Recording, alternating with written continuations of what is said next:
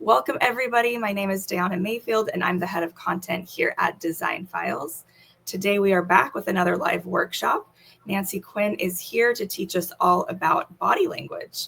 Nancy is a certified body language strategist, speaker, and business coach for interior designers. Welcome, Nancy.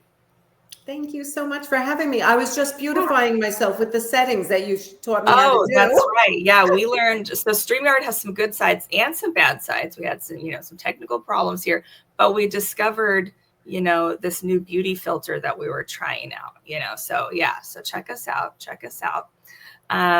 We set it low. If we set it all the way high, we might look a little plastic. Yeah. So Lisa just said, sorry for coming late. Lisa, we just got here too. We had some tech issues. Yeah. So perfect. Join us. So what's going to happen is I'm going to let Nancy take it away and go through her awesome detailed presentation.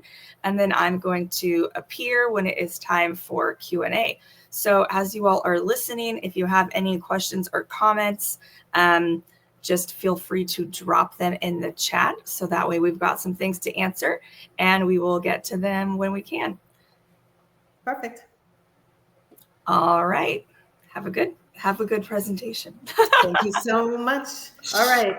Welcome, everyone. I am so excited to be here again in your group to make a presentation that hopefully helps you grow in your confidence as an interior designer. So for those of you who don't know me, I am Nancy Quinn, previously Ganzekaufer. I got married last year, almost a year now, and we'll be going through a changing process of my website and my name, which has already been changed, but we have to do the public-facing assets, and that'll be happening soon. So if you already follow me, you'll be notified.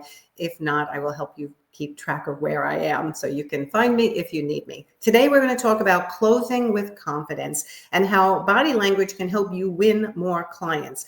This is way more important than many of you realize, because what you may not realize is I'm here to help you build confidence, create profitable services, develop successful marketing programs and systems, maximize your sales techniques, and advance your visibility and expert status. Now, as a business coach to interior designers, I teach all this stuff, sales and marketing. And years ago, I realized I wanted to put a little science behind what I taught and not just what I've learned in my lifetime of experience and my college and my education, but I wanted to put even more. So I became a body language trainer and I got certified in body language. And I started learning so much more about how much your body language affects how you are perceived by people. So hopefully I can bring you guys up to speed and give you a mini lesson here on body language to help you grow your business. Because as an interior designer, it's all about those interpersonal relationships. So if I can give you some tricks to make your body language come across more confident and more the way you want it to come across, it's going to help you in your marketing and your sales. So I am very much into comment as you want to, ask questions as you want to, and if I can get to them as I'm presenting, I will do that. So let's keep it moving here. All right, so this is where you can currently find me. I always tell everyone, take out your phone, take a picture. I'm on Instagram, it's still Nancy Ganzekaufer, but it will be changing to Profit Insiders Coaching soon. On YouTube, Facebook. I also have a Facebook group like you guys have. It's called the Interior Design Business Forum, and there's about 10,000 interior designers in there. It's a private group, so if you're not in there, please ask to join. It's a very active group like your group. That's how you can find me on LinkedIn and Pinterest. So did everyone take a copy? Okay, let's move on. Okay, so what most people don't know is that, and this is a fact, that body language and nonverbal communication actually makes up 60% of the impact you have in your communications on other people. So think about that. Think about how much time we put towards, well, what should I say? But we don't put as much time to, how should I say it? In what format should I say it? What should my body be doing? How should my voice sound? How do I present myself properly? Now think about if 80% of the impact you have on other people is related to your nonverbal communication, then why aren't you paying attention to a little bit more, not just what I'm going to say to the client, but how I'm going to say it and how I'm going to present myself. Let it become your superpower. and help you unlock more of the potential that has in that relationship. And that's basically what it does. If you learn how to use your body language and read body language, you can probably create relationships that are better in your business, but it does take practice, and it is another whole language. And once you learn it, it really opens up a lot of knowledge for you and understanding how people work and how they think.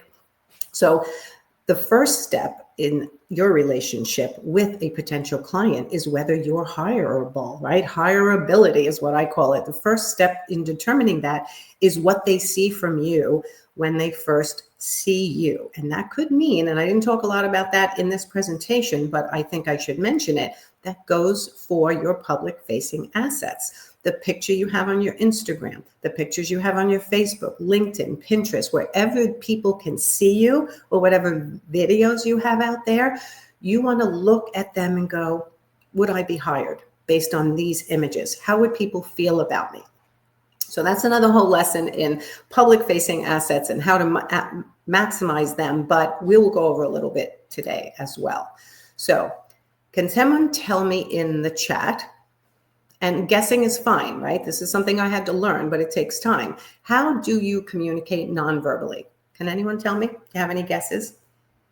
Think about when you first see a person. What strikes you about them?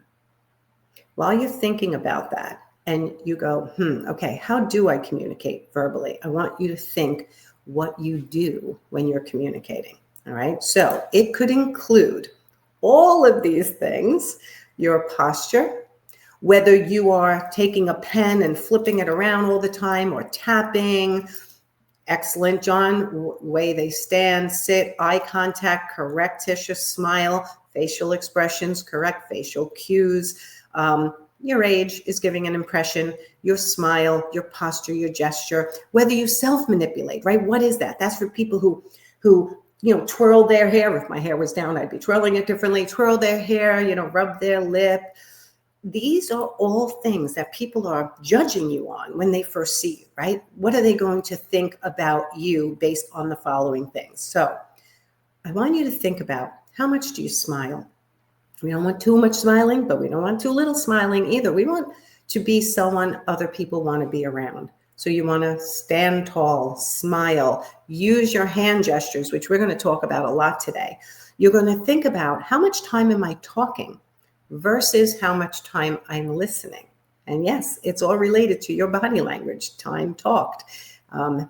Whether you're using your facial expression or whether you're very monotone and you don't ever make a facial expression, right? How do people connect with you? So getting a little bit more animated, and of course, your physical appearance. So your first impression is based on your nonverbal cues, your appearance, your voice and your speech, and the environment where they first see you. How fast do you think it takes for someone to determine whether they want to work with you or not? Just first impression, how long? Would you say in the chat, 20 seconds or 20 minutes? Now, a lot of people would think that a first impression is reversible, but it's pretty tough to reverse a first impression once you make it, which is what makes it so important. And for those of you who are guessing 20 seconds, you are right. 20 seconds it takes. Less than 5 minutes, Lisa said. 20 seconds, within a few seconds. It truly is within. Leslie is answering in the chat as well. She is my associate coach in all my coaching programs. And it is actually less than 20 seconds. But I put 20 seconds here just to make it more palatable for you guys. You have to practice not just your words, but your entrance into someone's home, your handshake, your greeting. Your first impression happens the moment someone sees you. So I always tell this story in my Profit Insider Academy groups. I worked with designers on Long Island in New York for 17 years. I was their art consultant, and I was president of the Interior Design Society, Long Island chapter, et cetera, et cetera. And I watched designer after designer as their art consultant, being in the home with them, come out of their car, open up their trunk, throw their bag over their shoulder, and then start funneling through stuff and putting stuff in their bag. And I'm looking at this from inside the client's house because I'm already there. And I'm watching the client watch this. And I'm thinking, this is a terrible first impression. So I'm telling all of you, you want to practice your entrance to a client's home, out of your car even, because what if they see you? I want you to be well put together, organized, be prepared to shake their hand and give them a great greeting, because first impressions happen the moment someone sees you. And first impressions, they're considered painful, worth the pain, because first impressions are permanent. They're usually accurate, they're immediate, and they're nonverbal. It's before you even open your mouth.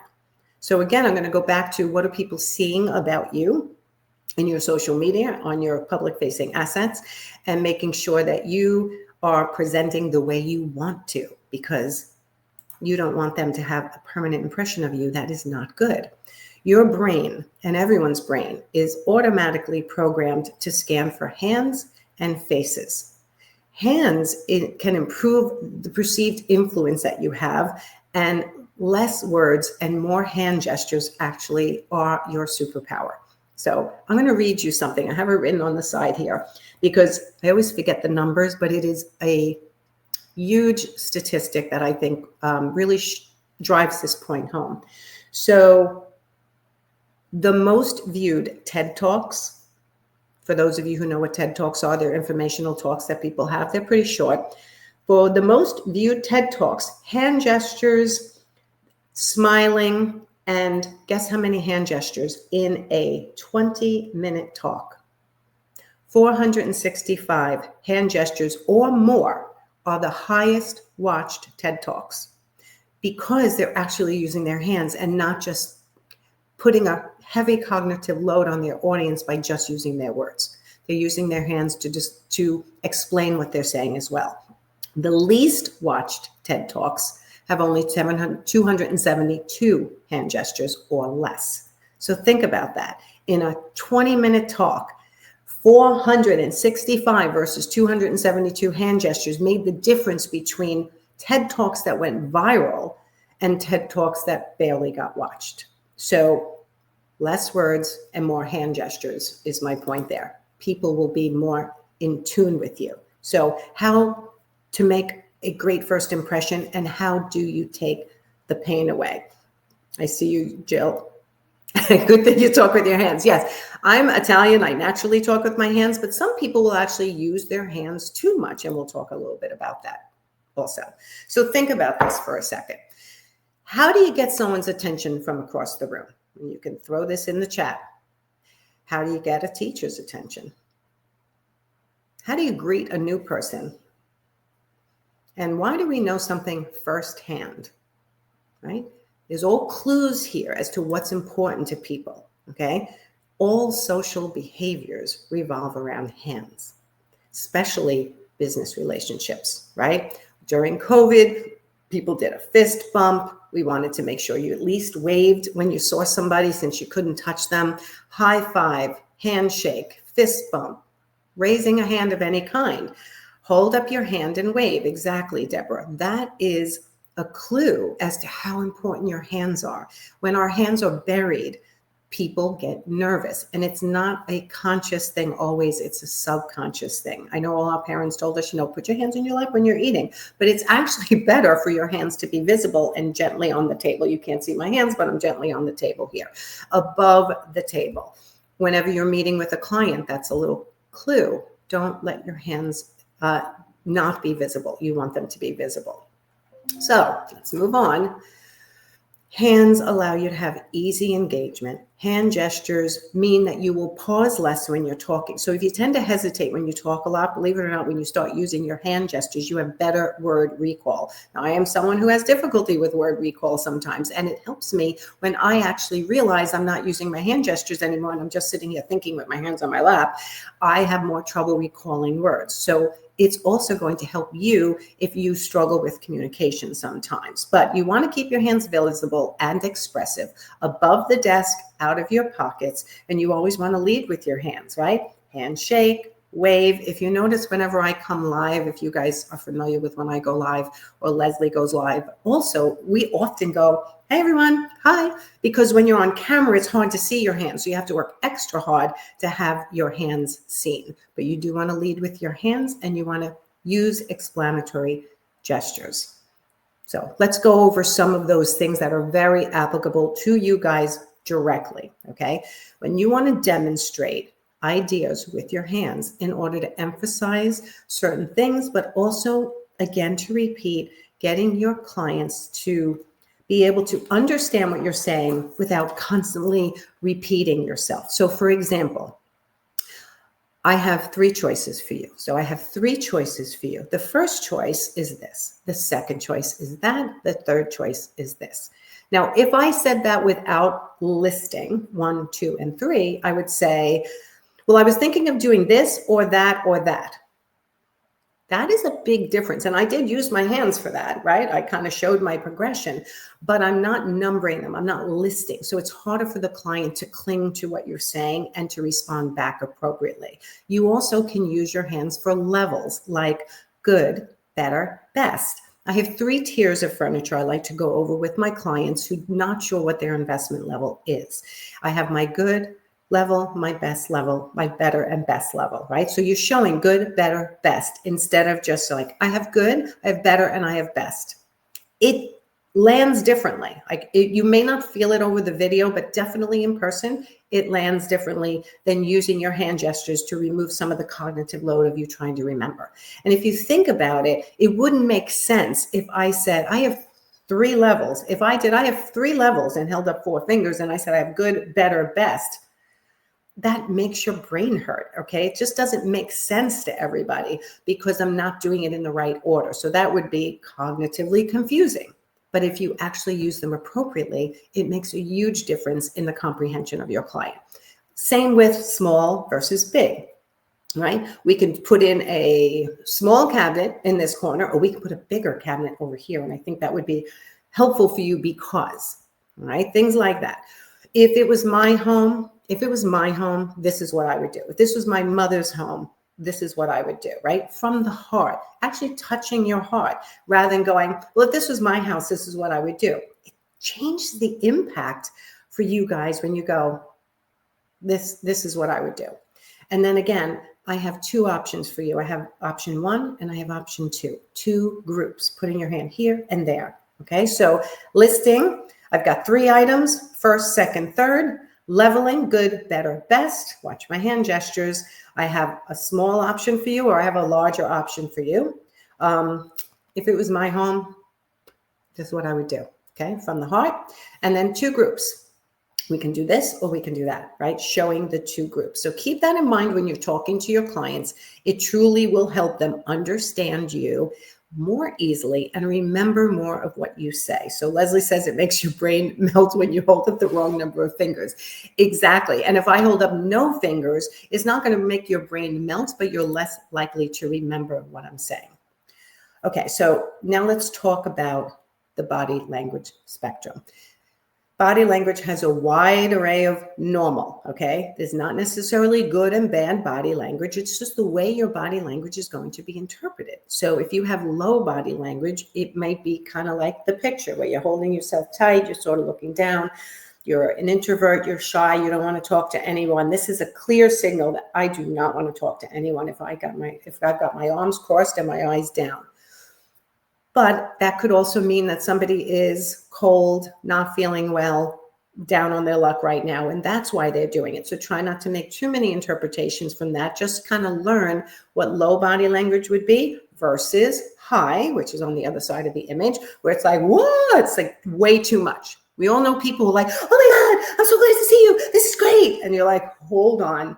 That's too much. We kind of want the in-between of low and high body language, and that's kind of the simple launch stance. I'm here as a starting point. I'm not woo, and I'm not really low energy. I'm right in between. Monitor yourself, because how you're being perceived by whoever you're talking to is being judged by all of this. So you want to kind of take a look at your own body language. Now, the next thing we have to talk about, and this is a big one, eye contact. Eye contact is something that produces oxytocin, which is the chemical that makes you feel good, okay? It creates a positive social experience, and oxytocin, which is produced by touch, and eye contact are closely linked, okay? So oxytocin plus eye contact will make someone feel good. So some people are uncomfortable with eye contact, and ask me a lot of questions about, well, how much eye contact is the right amount? What we normally like to do is match the person we're talking to. However, if they have an issue with eye contact, you may want to do a little bit more than that, but you won't want to have so much eye contact that you're just staring at somebody all the time. So our eyes, when we look at somebody, naturally wander in different directions. You guys may not even understand that, but gazing, which is eye contact, has 3 types. There's different types of eye patterns that read to somebody different messaging. Okay, so we're going to go over that now. And this, I will tell you, is the single biggest change that my clients, interior designers who are struggling with closing sales and marketing and networking, when they learn this, they come back to me and go, oh my God, this really works. Changing my eye contact changed how I was perceived as a professional. So I want all of you to see this. Okay, so I'm going to try to go through these. I'm going to start in the middle, believe it or not, because most designers do what's called social gazing. Social gazing is when you are looking at someone, and as I said, we don't stare at somebody, we sort of, our eyes wander. They wander while we're talking. Sometimes they go up because we're thinking, trying to pull information out of our brain. Sometimes they go to the left or the right. But in general, when you're looking at someone, your eyes are looking at their eyes, but your eyes are also wandering a little bit. A social gaze is when you never let your eyes wander below their mouth. So we tried to show this oval, right? They're, I think I said it wrong. Social gaze, from the eyes down to the mouth. When you're talking to a friend, you're looking at their eyes and then you're glancing at their mouth, and then you're looking at their eyes and glancing at their mouth. That's reading to them friendship. This person wants to be closer to me. We want to get to know each other. Social, friendship. But as a leader of your company and as an interior designer who's being called in to lead a project, what you want to do is exude leadership and confidence, and that is done more so with the power gaze. So the power gaze is when you're looking at someone's eyes, but instead of letting your eyes wander when they do naturally down to their mouth, you never let your wander go below their eye level. So your wandering eyes are staying on their forehead area, their eyes and their forehead. So this is a nuance. It's hard to do over video, but I think if you can understand eye level, I even do it as a triangle sometimes. Eyes down to the mouth is a social gaze. That's what you want to do with your friends. Eyes, flip the triangle up to your forehead. That's what you want to do as a leader, as a power gaze. Intimate gaze, I'll just mention it. None of you need it as a business. From a business perspective, never do the intimate gaze. But in your personal life, an intimate gaze is kind of where you're at the eyes, and it can go all the way down to the chest level here, which is what you do with your partner, and you get intimate. Okay, so the social gaze is what most of you do. And I want you to start noticing how you look at people. Do you look at them as social gaze, and how many are a power gaze? So weigh in the chat and let me know what you think you are. And I'll tell you, if you're somebody who, when you walk into a room, you're suddenly being identified as a leader. Do you want to be on this committee? Do you want to help out with that? You probably naturally do the power gaze. And if you're sort of in the crowd and don't automatically get identified as a leader, sometimes your default is the social gaze. I would like all of you to consider switching to the leadership gaze, the power gaze, when you're working with clients. It is the single change that could close a sale. Rather than being warm and fuzzy with them, you're like, I've got this. I understand how to do this right, and you can trust me. So when I do this live, and I've done this live with groups of interior designers and industry partners, I swear to God, 99% of the times, designers are a social gaze, and the industry partners like me are power gazers. We're more business people, business minded, right? So as you learn as an interior designer to get out of your creative a little bit once in a while and go to your, business ownership hat, your power gaze is going to make a huge difference for how you are perceived, and give confidence to the people you're talking to. So does that make sense to everybody?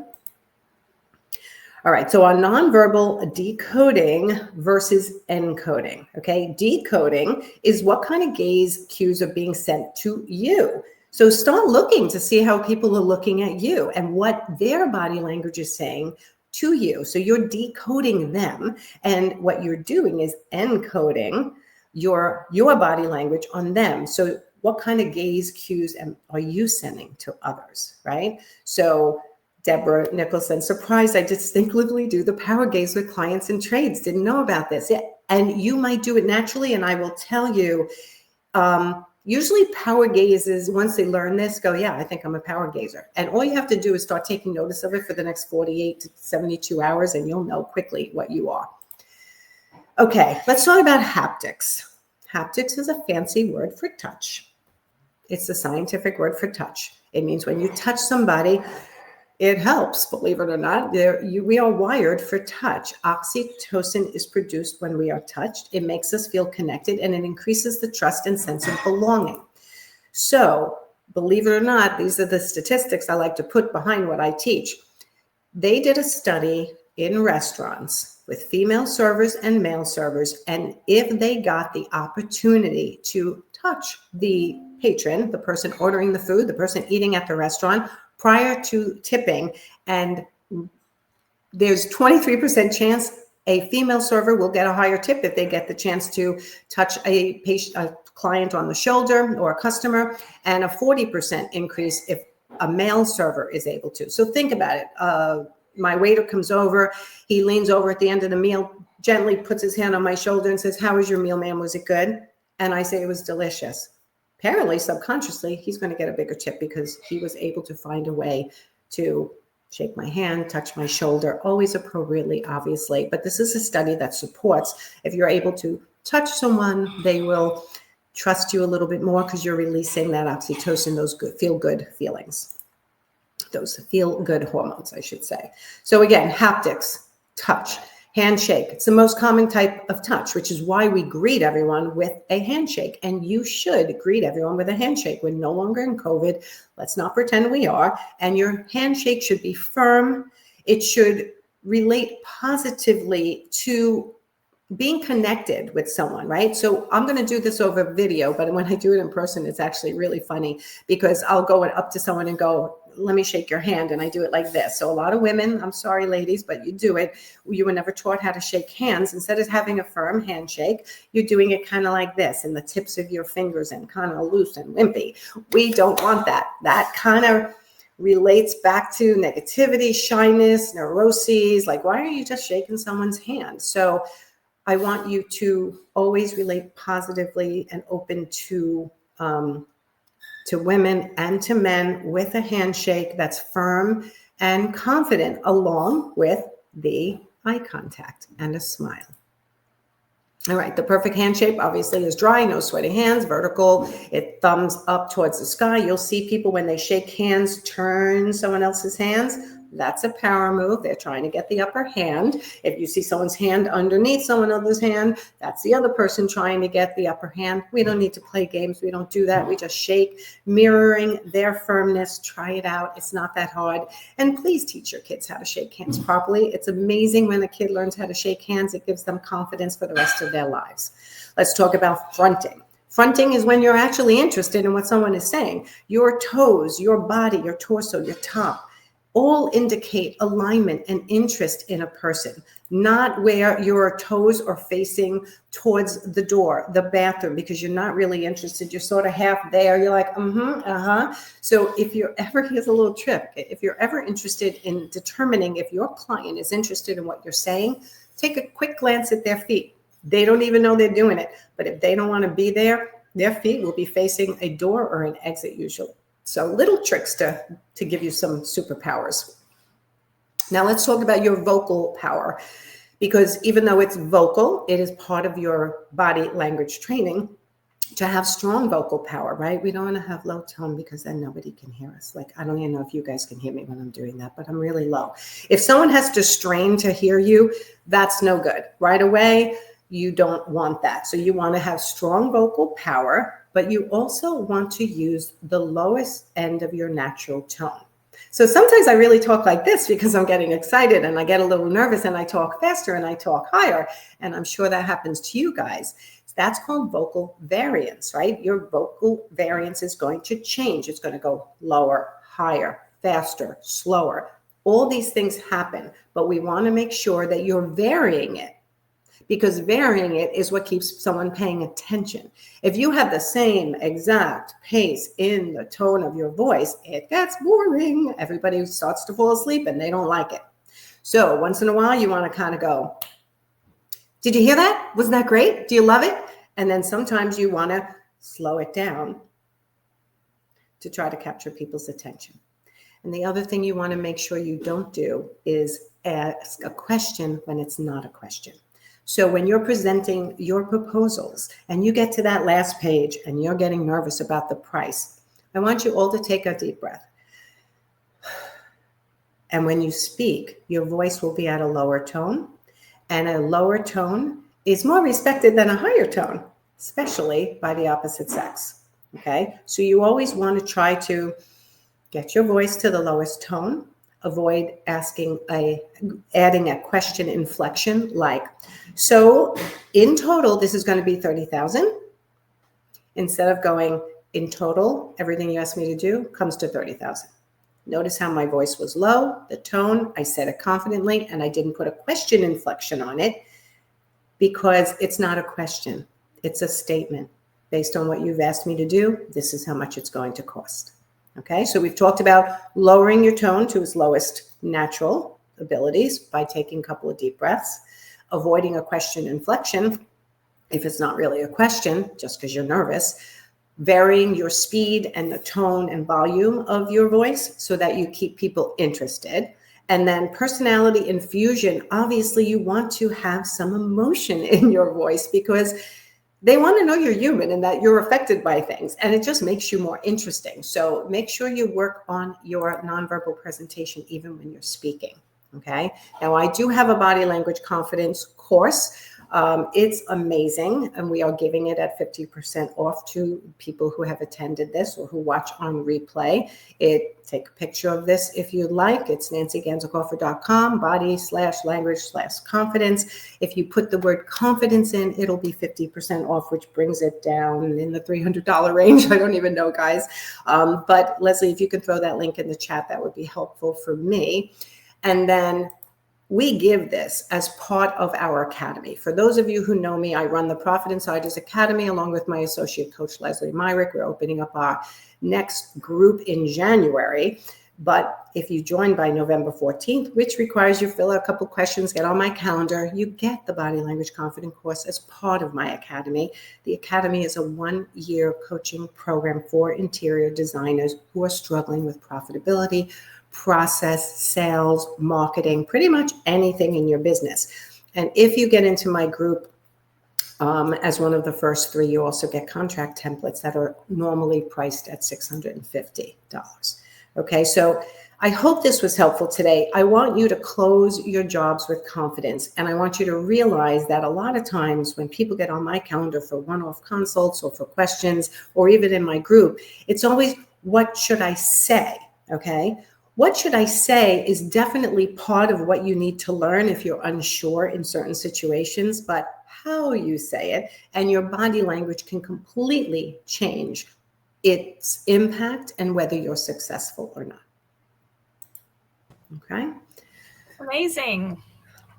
That's different, right? Different for you guys. You don't usually get a body language training. No, that's so different. And I love when we throw in these sorts of things that aren't specific, to like marketing or sales. I think like obviously we have to cover those topics and everybody needs those topics, but it is really fun when we get like an extra kind of skill that applies to so much and is more like general to just like running a successful business. So I really appreciate such an interesting and creative topic.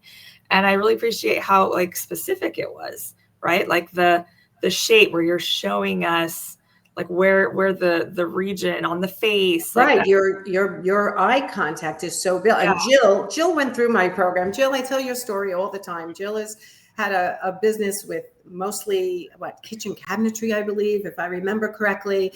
And she's running a business like on the side and raising her family, and really didn't think she could charge more than she was charging. And within months of joining the academy, her life has completely changed, and she ended up growing her business and being one of my biggest success stories ever because she did the work and she pays attention to those little details. and it matters. So I was glad I could present this today. Yeah, it does matter, especially like, for so many designers that are like self-made, self-taught, right? It's like you're like learning how to run a business while doing it. So like these kind of things that aren't always covered is really great. It's a lot to learn to run a business. I will tell you that interior design businesses are probably, or definitely, the toughest business to run because of all its moving parts and all that you guys have to know. So it being difficult is where everybody starts out. It makes sense. But once you learn how to do it and get it running on rinse and repeat, and you're loving again what you're doing, it makes all the difference in the world. Yeah, totally. Love that. So for questions, I think I know you were kind of chatting with people. I think more of it was kind of like interactive comments. Are there any questions that anybody has about body language, or maybe anything else? Or I was going to ask you if you don't mind broadening our question pool here, since we have some time.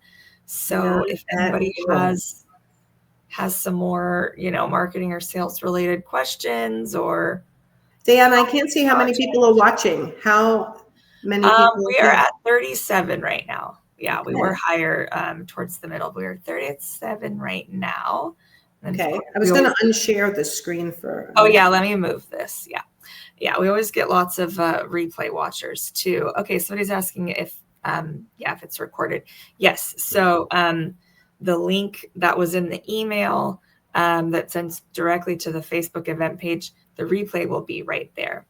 So I see Deborah's question. People watch your mouth. That is a social gaze, where you sort of glance at someone's mouth, and it's called it keeping you up on what they're saying. It's helping you with your cognitive load. When you're absorbing what they're saying and you can't quite catch it, you'll watch their mouth.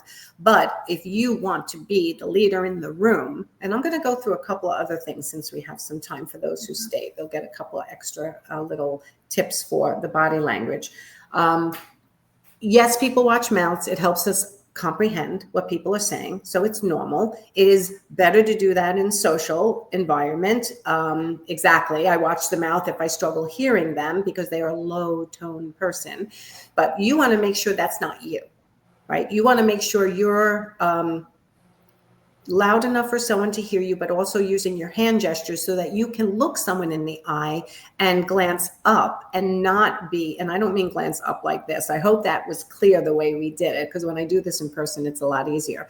But like I'm looking at the camera right now and my eyes wander, I let them wander up. That's a power gaze, right? If I let it wander down and I'm constantly looking down at Diana, these things matter. People always say to me, how come Nancy's looking at me, but I'm looking at her, right? They think it's weird with me with the camera, because I've trained myself to look at the camera. So for any of you who are doing video to promote your business, start training yourself to look at the camera and use your peripheral vision to determine what the person is doing. And once in a while you glance at them.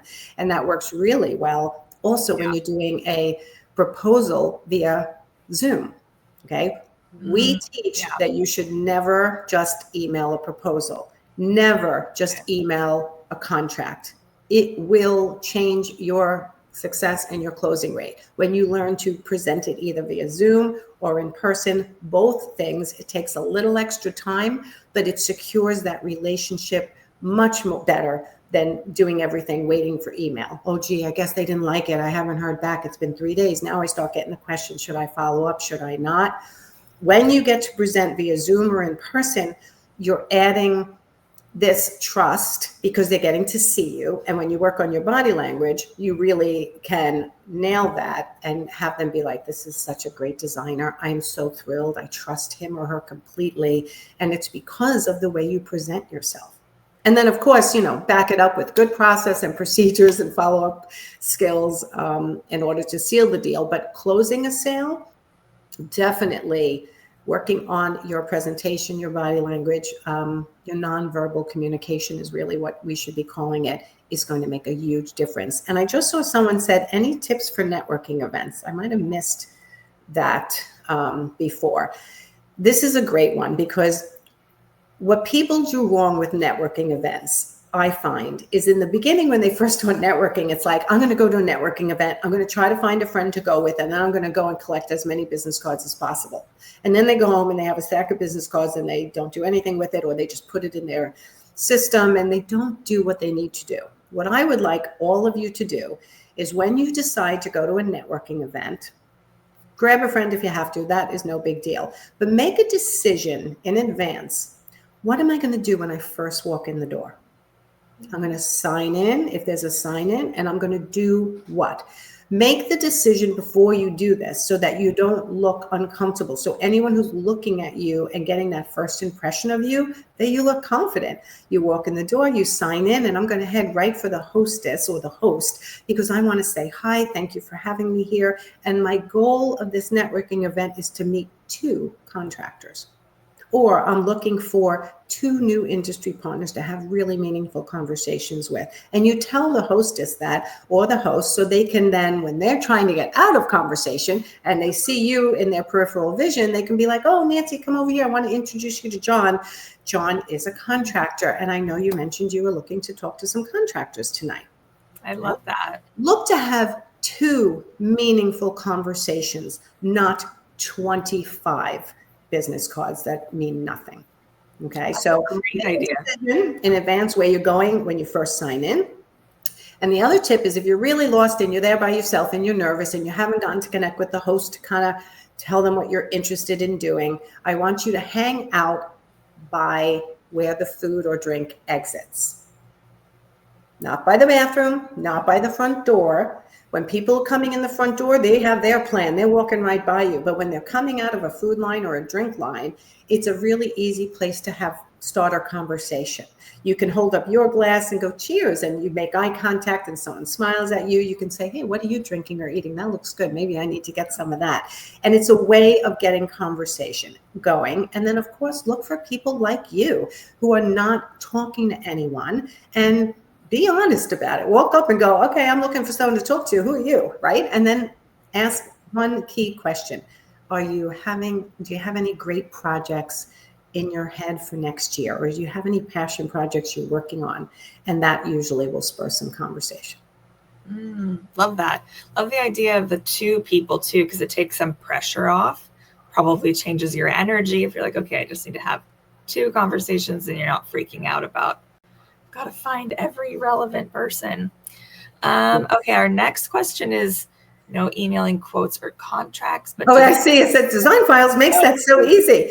You're going to give it to the client and you're going to email it. So the fact that Design Files makes it so easy is perfect. But I don't want you going from a in-home paid consultation, which I hope you're all doing, I do have a perfect service model for you. I'll just say it's my full service design. I'm going to go back to my office, put together a proposal. How is Friday at 2:00 for us to jump on a quick video call to go over it?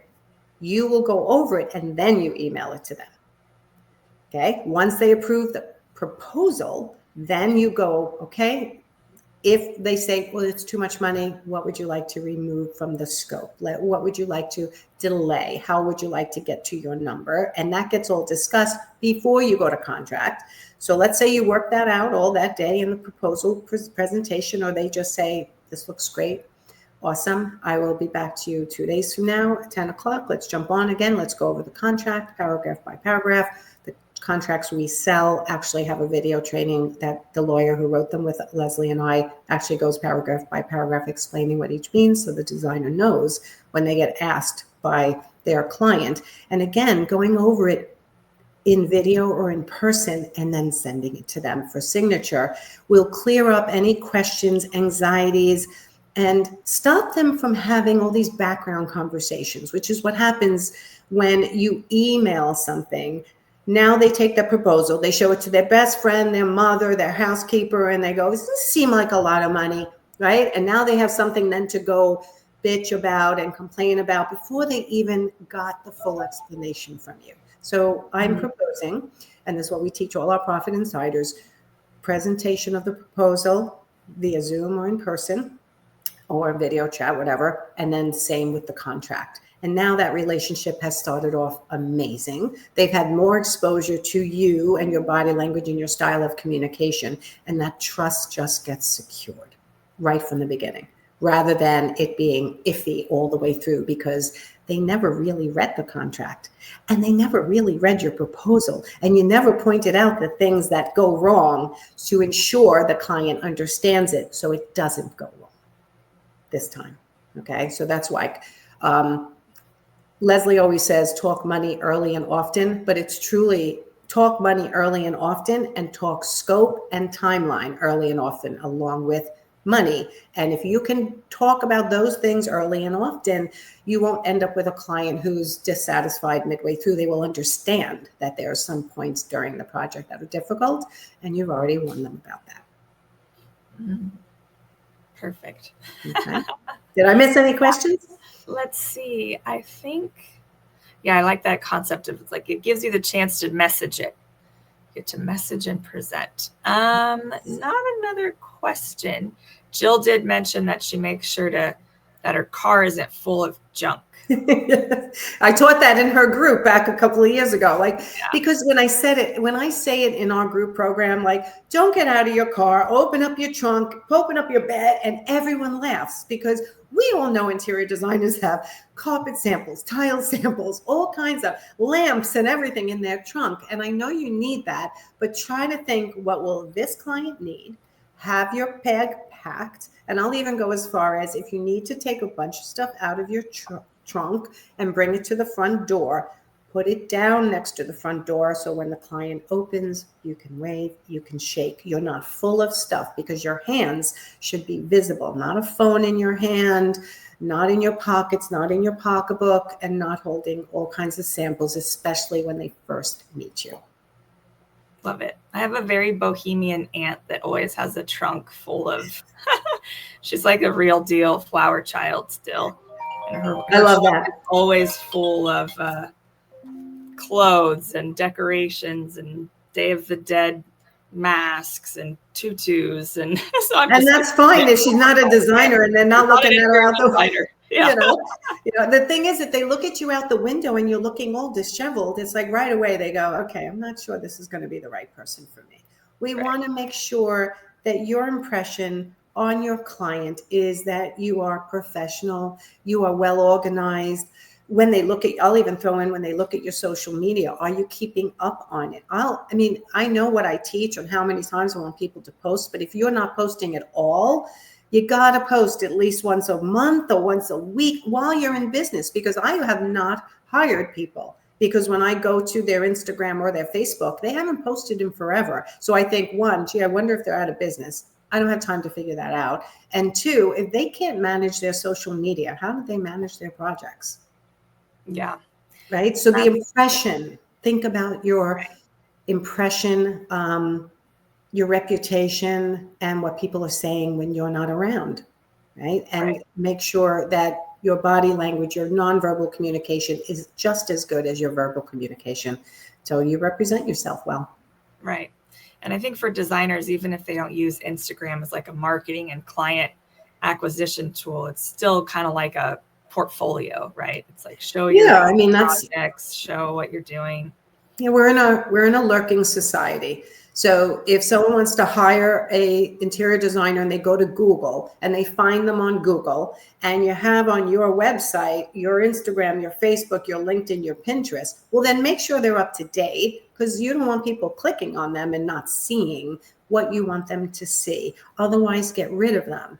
And for people who say, well, I don't use them at all for growing my business, and I have a full pipeline just from local networking, well, then great. Then you don't have to. Like, the local networking and relationship building is always the best way to build a local business as an interior designer. The social media gives you that bump up sometimes, and that like street creds that you need when people start looking to find you and see if you're good. Yeah, makes sense. So does anybody have any other questions before we wrap up? I just You just want to mention the Academy because we are going into promo period soon. I think this week we start actually getting people into the Academy, and I've already had 4 people on my calendar who are interested in the January group. Those who come in early get bonuses. The body language course is part of the Academy. It is a monthly 1-year program. I did it as 6 months twice, and that second group is still going. And it's great, but it's a lot of information. So I feel like for me, coaching you guys, having a 1-year program where I am there while you're growing and able to get all the things answered and all the obstacles that you come across as you grow, I'm there to answer them for you, is what makes these designers the most successful. So join by November 14th. You get the body language confidence course with it, and we have early bonuses for people who come in early. So if you're struggling and you're not profitable, and you've heard me say things like have a paid in-home consultation, make sure you are charging a flat fee for design, variable for project management, and getting all your profit through your furniture purchases properly and being taught how to do that properly, it makes the biggest difference. You need money, everyone, to grow your business. You can't take everything out of your business. Otherwise, there's no money to grow. Hiring a bookkeeper, maybe a social media person someday, a manager. So as a new designer, Deborah's asking any suggestions how and where to begin. How and where to begin what, right? So I'd have a lot of questions for you, Deborah. So, did you go to school for the interior design? Are you great at interior design and you're just learning the business side? Then it depends, right? Depends on whether you're already getting a pipeline or not. So usually I have to talk to someone and then I give a suggestion as to where to start. We have a new startup toolkit for brand new designers, but you may be past that point. So that's why I always need to talk to somebody. Okay. Thank you so much for this very unique presentation. It's also fun to see a presentation that puts you totally in your element, because it's like you're the sales pro, the body language pro, but we hadn't gotten that piece yet. So that was fun to actually get that piece. It's always built into my marketing and sales presentations, but most people don't catch those nuances until I actually do the direct body language. Direct one. Yeah, I love that. I love that you include that in your trainings as well. So thank you so much for joining us, designers. Thanks for being here. Thank you. We will see you all next month for another live workshop. Excellent. Thanks for having me again. And I'll see you guys all soon. I'm in this group. So if you guys ever have a question for me, just tag me. It's still as Nancy Ganzekaufer. But again, soon it will be Profit Insiders Coaching, and Nancy Quinn will be the only thing that you see. Perfect. Congrats on the name change too. Thank you. All right. Have a good one. Bye. All right. Talk to you soon. Bye, everyone.